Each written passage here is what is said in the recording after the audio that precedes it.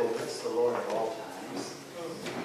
God's praise shall continually be in my mouth. Behold, how good and how pleasant it is for brothers and sisters to dwell together in unity. And it is especially pleasant when a congregation, having prayed and having sought for leadership, finally hears the voice that convinces them, we found her. And what a joy it is to be here with you at Reverend Memorial as we prepare to install the leader who has been chosen for this next phase of ministry out of this historic congregation. I want you to know that I've had the privilege of working with, of knowing, of sharing, and struggling through with your pastor. And I am convinced that she is a chosen vessel, prepared for a time like this, a kairos moment, and that she has been thoroughly equipped to bring her gifts to help in the releasing of your gifts together. And I believe that what we are about to do is not just another routine service of transition. It could be that we're on the threshold of one of the greatest hours of leadership in this congregation. And so, thank you, Reverend Flora Bridges, for giving me the privilege to be here to say some words on this grand and glorious occasion. Now, I want to first of all give honor to moderator Gonzalez Caron and to moderator-elect Elder Afford. As they sit here together, you will notice that because I took the outer seat and left the center seat, the humility of our moderator-elect was such that he knew he wasn't going to be preaching, so he took a back row seat, suggesting the humility that he brings to this post. But we have enough respect to say something wrong with that picture. So we suggested that I move over to the center and bring him front and center. He has that gospel capacity to believe that if God puts him into a seat, it's going to be the seat he ought to use to help uplift the quality of life of the Presbyterian.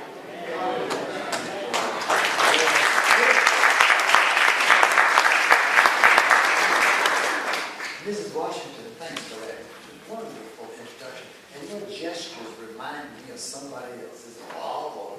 Your gestures, I think you picked up something from him over the years. And to God be the glory for your leadership and his. And thank you for the kind words of introduction. Now, folks,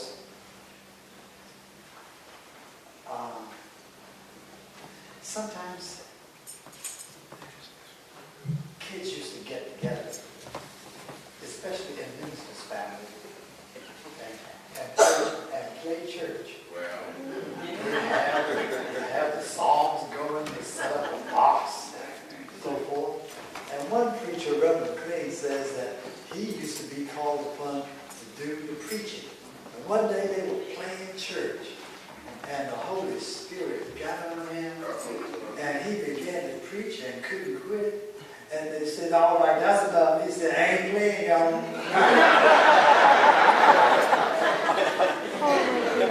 Brothers and sisters, I'm here not to fulfill a perfunctory task as a part of the installation service. I'm here as a messenger from the high place. Amen. And I want to talk to you more seriously than I've talked to you before. I was here on the occasion of the homegoing celebration of Ambassador Susan Johnson Cook's mother. And I had the honor of bringing greetings today. I talked last night with Ambassador Susan Johnson Cook, who loves this church so dearly. She would be here were it not for an event she is scheduled for in Northern Virginia. So you need to know that her prayers are with this congregation, and you may count on her support. She has an international portfolio now, but whatever this church needs, and you want to access the higher ranks of the State Department, you need to know you have a friend in Washington who will be responsive to your call. And on her behalf, I bring greetings for this occasion.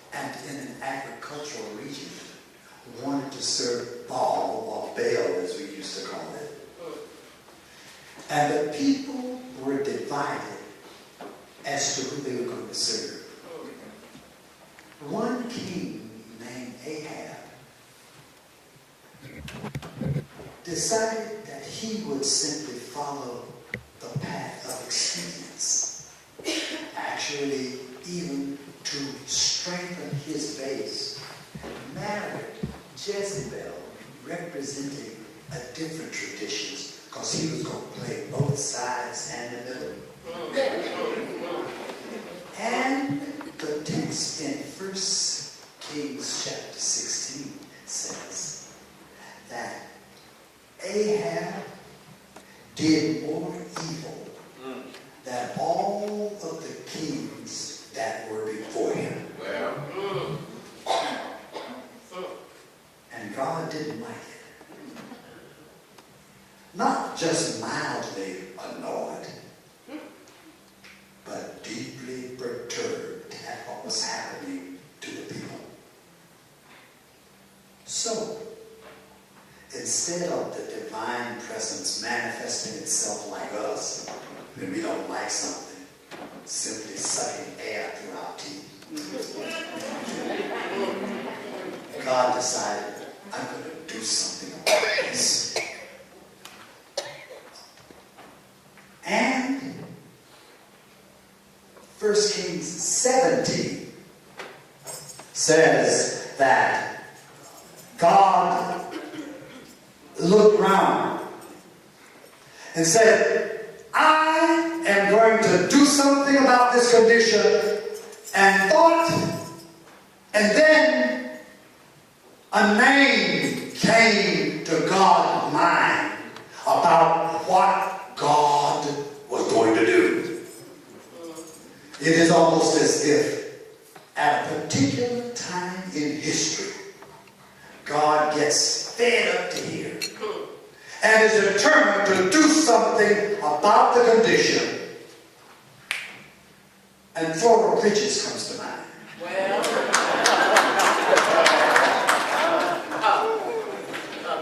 In just a few moments, we will be gathering and placing hands on her. But in my spirit, it is more serious than what we do to her. No pastor can lead a ministry alone. No pastor, no matter how much background they bring, can fulfill the ministry of transforming a community.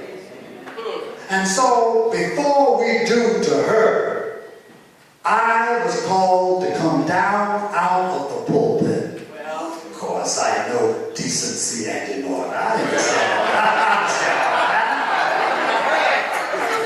You all don't know, but I could have Marshall Cole. Where are you, Marshall Cole? Stand up. Marshall Cole, tell them that I was trained in a Presbyterian church. Tell them that I was trained at Church of the Master under James H. Robinson.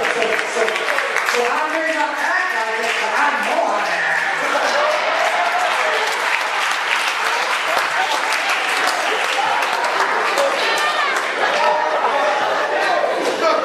Which raises the question. Here we are in Harlem, USA, but a part of the Presbyterian of New York. I would like to ask you, what's on God's mind about what's going on in this community? What is it that when God looks down, God says, that's not what I had in mind? What is it that accounts for why the psalmist said, God neither slumbers nor sleeps? Word all night long about stuff going on in our community that God just doesn't like. And I stayed long enough, I'm going to do something about it. And instead of Flora Bridges, perhaps God may need each one of us. That's why I came down out of the pulpit to walk past the one we're going to be installing and to ask you, in terms of God's plans for this community, in terms of what God said, I can stand any longer like this. And I'm time to turn things over, to turn them around.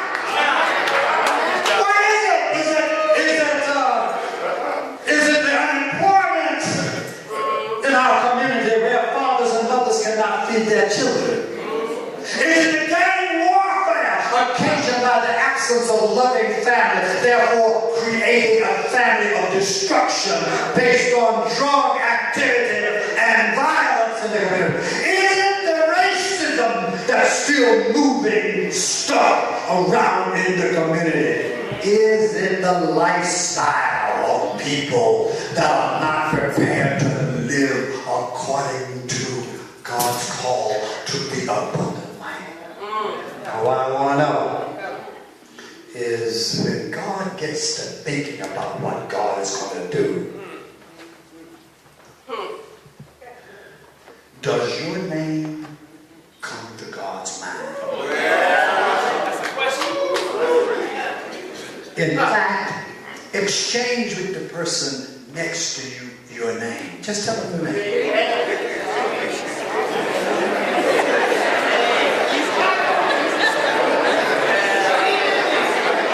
I think I know what that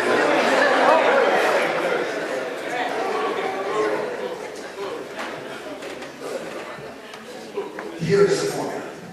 I need to do something to bring about radical transformation of this community. And all of a sudden, God thinks, oh, in the multiple aspects of what I want to do, there's a piece of the action that I want to assign. Now call your own name aloud. I want to assign your name.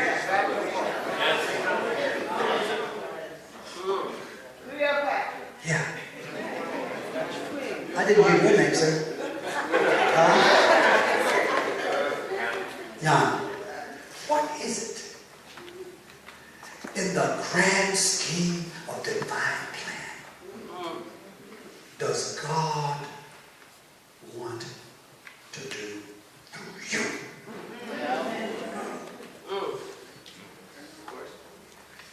That's what this is all about.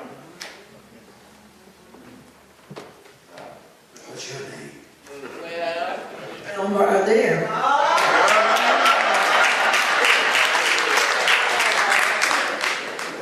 Been on the field Mount Morris. Yes. Yes. And she's still alive, kicking, walking, not kicking as high, but kicking hard.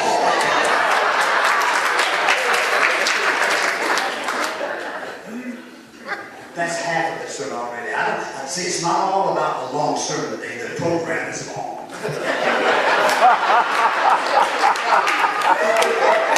But coming on back now to Florida, what happens is that for each of us, when our name comes to God's mind, there's a contract that has to be established. And the contract is a simple one. As you will recall, in Isaiah 55, it says, "Ho, everyone." I asked the rabbi, what does ho mean? He said, it doesn't mean a lot. It simply means, I want your attention. On 125th Street, they said, yo! Same thing. I need your attention. Time out for playing church. Time out for tradition. Business as usual. God wants the attention of Rendall Memorial. Because I'm getting ready to do something. And I think there's a part of it that can only be done by Rendall Memorial. So the first item of the contract is ho. Do I have your attention? Yes. If not, ho. Ho. When God gets your attention and then tells you what to do, the second part of the contract is go. Starts out ho. Once I tell you what to do, you're supposed to go. Then everybody say ho. And when the Lord tells you what to do, John and Thelma, Adele, my mother, academically and spiritually, you're supposed to do what? Go. But let me tell you, you don't go alone. Dr. King says in our work, we have cosmic companionship. So the last part of the contract, ho, go, and lo. Lo, I am with you always. Doesn't matter how they treat you sometimes. Doesn't matter if they like you or they don't like you. You just go. And lo, I'm with you. Always. Even to the end. And so, the Lord first of all used him, and now I'll speak to you, used him to pronounce there will be no rain or dew until by my mouth, said the Lord. And therefore his first task was speaking truth to power. And you have done that throughout your years of preparation in ministry. And during that time, God made a way. Protected him against the wrath of Ahab. Provided for him even at the point of, sometimes congregations want to keep the preacher humble by keeping them always on the welfare roll of the church's boards. But you know what? You can't starve God's preacher. Even if you don't like him, you can't. Let me tell you why I say that. My daddy, I heard the deacon say one time, well, if we don't like what he do, we gonna starve him to death. There you go. You ain't starve God's preacher to death. The person that said it died before my daddy died. And now let me tell you how my daddy died. My daddy died in a nursing home because he couldn't eat the regular food, had to have the school pureed, and we didn't know exactly how to do whatever. Then he was in a nursing home. And the day he died, I came by and they explained to me how he died. They said, we wheeled him into the cafeteria, brought his plate of food. He ate most of it, but then ran out of gas, and he just slumped down into his plate of food. And after I cried a little bit about losing my daddy, I smiled. I said, well, doggone, he died, but they didn't starve him to death. He had a plate full of food. Sister, when you hear home and you go, the Lord, I'll feed